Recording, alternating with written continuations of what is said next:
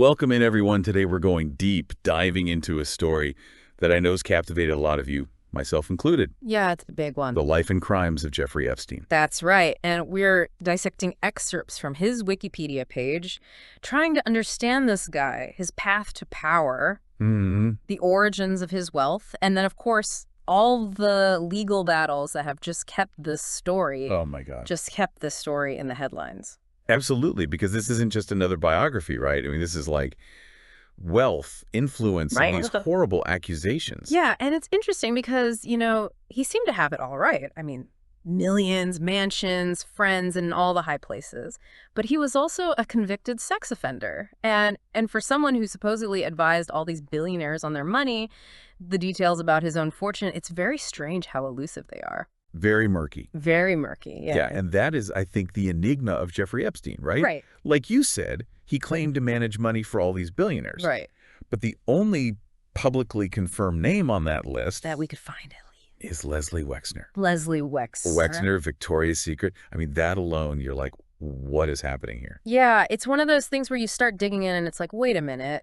Yeah. There's a lot more to this. And this relationship, at least on paper, goes back to 1991. Okay. When Wexner grants Epstein full power of attorney. Wow. And this isn't just like for one little transaction. This is broad authority over his affairs. So we're talking Epstein could hire people, fire people, sign checks, buy and sell properties, all on Wexner's behalf. So he essentially held the keys to this retail empire. He did. And if you we know go the source material. that it went deeper than that. No, yeah. He's at the fashion shows. He's hosting these models. It's just... Yeah, and, given all the accusations against him, it just... takes on a whole other meaning. Takes on a whole other level of, strangeness to it. Absolutely. Absolutely. So, but before we jump into all of that, I want to go even further back because this guy starts his career at Bear Stearns. Big time.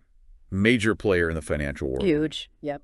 And this is without a college degree, by the way. Which, how do you even... I know, that's what I want to know. Yeah. How do you get your foot in the door in that world without those credentials? I don't know, because this is what's crazy. He rises through the ranks quickly.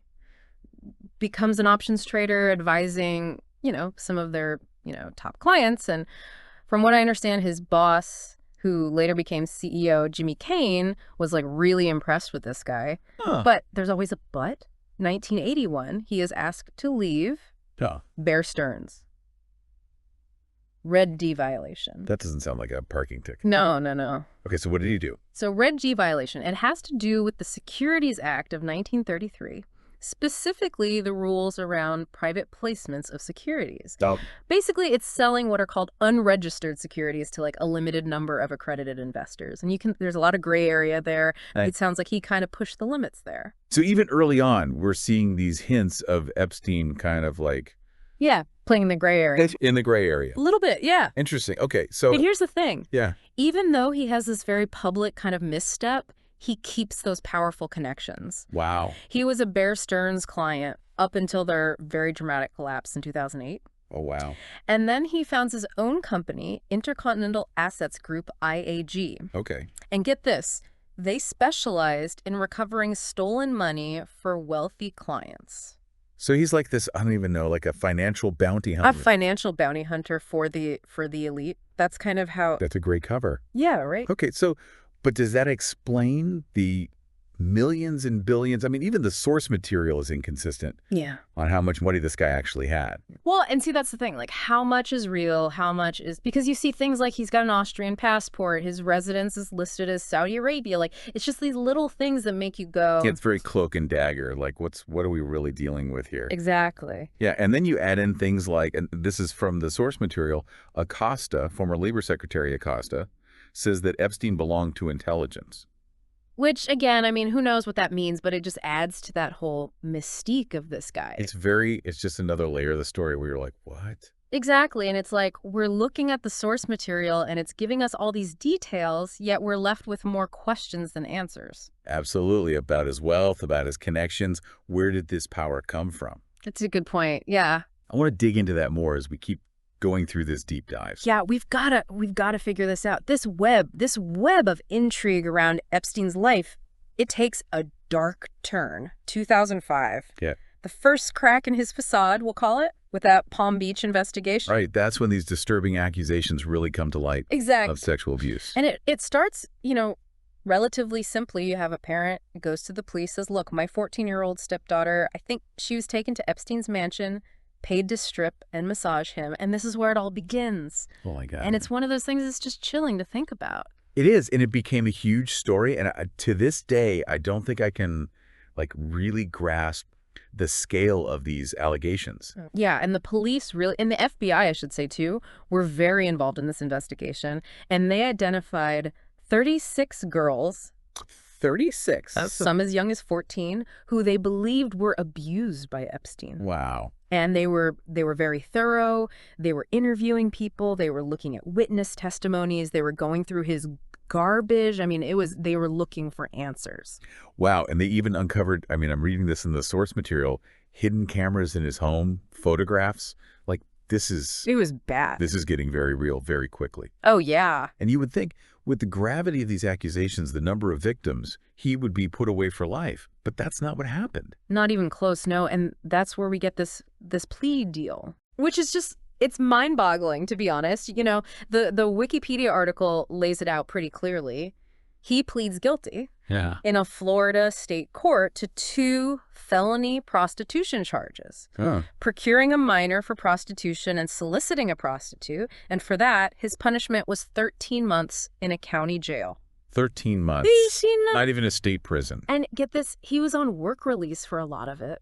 Are you kidding? I know. For crimes that, as heinous as this, it's like a slap on the wrist. It's a slap on the wrist, and people were outraged, and rightfully so. Yeah. Even the Palm Beach police chief, he said, look, this is preferential treatment. Yeah. This is not how this should have gone down. Absolutely. And of course, the media, they're all over it. They're calling it a sweetheart deal, because that's basically what it was. Right. And weren't there issues with, the victims not being told? Oh, yeah. That's a whole other thing, because a federal judge later found that the prosecutors in this case, they didn't tell the victims about the details of this agreement. Which is, it's a violation of their rights. Right. And so that really fueled this public anger. It feels like a cover-up almost. It does. When you don't even have the decency to let the victims know it's happening, and it just eroded public trust in the justice system even more. Yeah, if he can get away with it, then who, you know what I mean? Yeah. It's a scary thought. So, so he serves this short sentence. Right.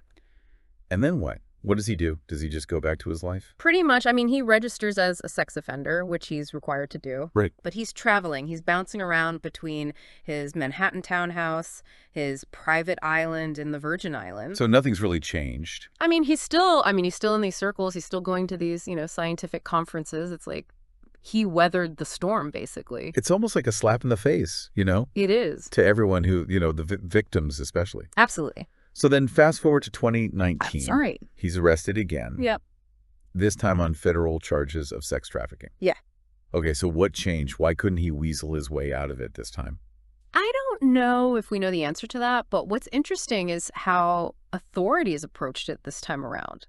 They raid his Manhattan mansion. Okay. And this is where it gets crazy. Hundreds, maybe thousands of photographs. Right. They find a safe with CDs in it, and they're labeled. Oh, my God. It was, and it just painted this really clear and honestly disturbing picture. Oh, yeah. Of what was happening. It's like the walls were closing in, finally. They were, and you know what happens next? The lawsuits. Oh, yeah, everybody's coming for him. Everybody, and it's fascinating how each lawsuit adds another layer to this whole thing. You've got, for example, Jane Doe's v. United States. So this is interesting because they are going after that 2008 plea deal. Oh, wow. They're trying to get it overturned, saying it violated their rights. Wow. The idea being if that had been different back then. It could have prevented all this? Exactly. And then, of course, the big one, Virginia Giuffre. Right. Very public. Virginia Giuffre v. Epstein. And this one, there's accusations of sex trafficking. And she names names. Wow. Powerful figures. Yeah. And this I found interesting. Yes, she settled out of court with Epstein, which a lot of them did. Yeah. But she was not there. Yeah, she keeps going. She's still fighting. Good for her. She wants the truth out there. It's incredible. What courage. It really is. And, and this is an important point because it wasn't just Epstein and her sites. It was his alleged co-conspirators too, and this is where you start to see this idea that there's a network here. It's bigger than just him. Exactly. And one of the big names that comes up, Ghislaine Maxwell. Okay, his associate. Right. Accused of finding and grooming these young girls for Epstein. I mean, and it goes even further than that. There's lawsuits against J.P. Morgan Chase. Right. They're saying that they were involved in his finances and they knew, or should have known, about these alleged crimes. It's like every layer of this onion you peel back. I know. It's like, how deep does it go? Gets worse and worse. It really does. And then, to top it all off, he dies in prison. Right, and that's a whole other... Oh, I know. Officially ruled a suicide, but of course... Are we really? Right. I mean, it's Epstein, so of course there's these conspiracy theories. Right, of course. We're not going to get into all of that, but you can't deny. Yeah. The circumstances are strange. Yeah, there's a lot of questions around it. The injuries, the fact that he was taken off suicide watch, like, it's just, it leaves you wondering... And it's like even in death. I know, right? Yeah. He's creating this, like, cloud of speculation and unanswered questions, like, what did he know? What did he know? Who else was involved? It's crazy. It really is, and those are the questions that, people are still trying to figure out. It's almost like his death created this void. It did. And it's just been filled with speculation and conspiracy theories. Oh, yeah. And this need, this like almost desperate need to know like what really happened. Oh, absolutely. And I get it. Like those rabbit holes, they're enticing, right? But I think it's really important to kind of step back from all that for a second. Okay. And look at the bigger picture here. What does this whole case, as crazy as it is, tell us about power, privilege, and the ways those things can be used to obstruct justice? Right, because it goes so much deeper than just, the accusations against Epstein himself. Exactly. We're talking potentially powerful people, institutions. Were they involved? Well, and that's the thing. You have J.P. Morgan Chase, for example. Exactly. Huge, huge institution. Yeah, and they're being accused of basically facilitating this whole thing. Like, did they know? Did they look the other way? It's the big question, right? And did they benefit? I mean, that's another layer. It's like, was he shielded from real justice because of his wealth and his connections?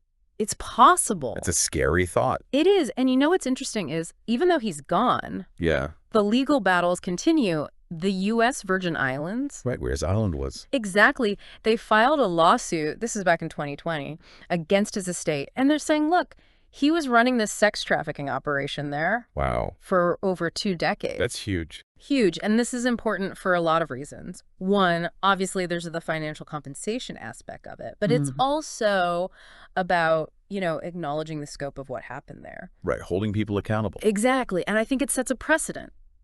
Yeah, like it's not over. It's not over just as you're gone. Just because you die. Exactly. Like you said, it's that pursuit of justice that needs to happen. Especially for the victims in this case, because they deserve answers. Absolutely. And speaking of answers, we still don't know a lot about his finances. Right. It's amazing to me. Like we're digging through all this stuff and it's like, where'd the money come from? Right. Was it real? Was any of this real? Right, because there's hints in the source material that maybe it was more illusion than fact. Right, like smoke and mirrors.